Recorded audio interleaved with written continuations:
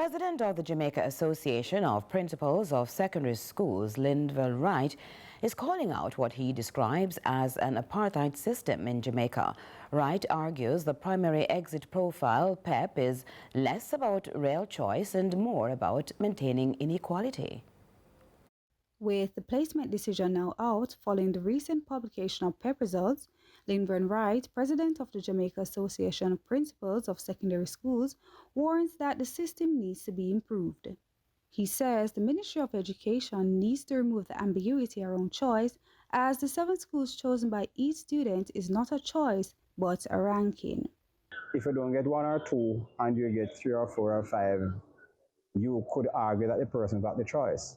But I think it's a kind of disingenuous technicality that the ministry uses to have people feeling that they're getting their choices. You know that this is something that is not working out when you see a number of people going to different schools to get their children away from those schools.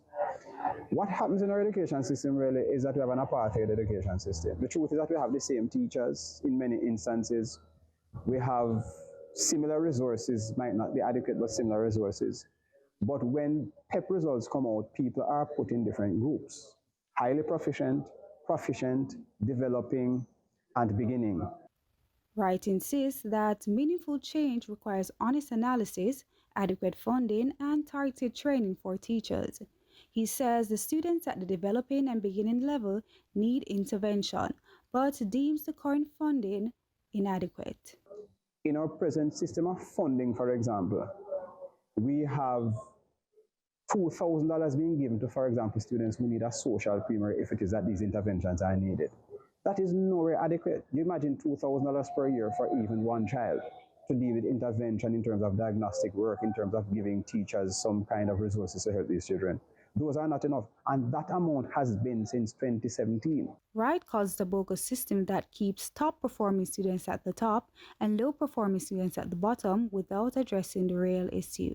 But a thoughtful education ministry will use research to deal with this.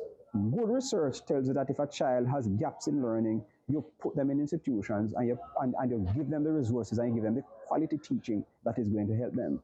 That's hardly happening in our education system. What happens is that we put them where there's a tradition of they're not doing well and we brand them.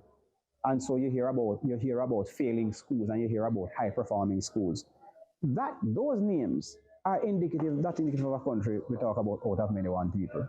It's indicative of a country that is about stratifying. Carla Ramdeen, CVM News.